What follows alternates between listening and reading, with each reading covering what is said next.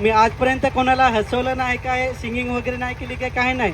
पण मोहनने हसवलं बरेच लोकांना आणि सुरुवातीपासून तो हसवतच आला. पण माझा जरा अलग आहे कंटेंट. माझा असा कंटेंट आहे की जे आपल्या आदिवासी समाजामध्ये जे काय रीतिरिवाज करतात, म्हणजे एखाद्या कोणाचे लगीन हवा तर तिथं धवलेल्या गाणं लगीन कसा लावत, देव कसा खिलवतात, खल्याचा देव कसा करतात. त्याच्यानंतर वेगवेगळी जी रीतिरिवाज आहे आपले आदिवासी समाजामध्ये, ती आजपर्यंत मध्ये जावशी मी सुरुवात केली तर आतापर्यंत ती मी दाखवायचा प्रयत्न करत.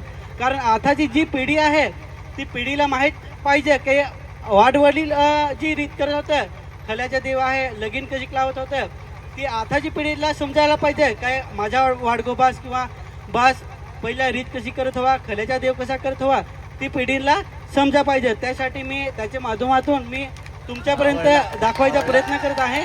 आणि आपले बरेच आदिवासी समाजामध्ये यंग पोरा आता आपल्या आदिवासी समाजाची जी रीत आहे किंवा रीतिरिवाज आहे त्याच्यावर दुर्लक्ष करायला लागले आहे. पण त्याच्यावर आपल्याला दुर्लक्ष न करता आणि त्याच्यावर जास्त जास्त फोकस करायचं आहे.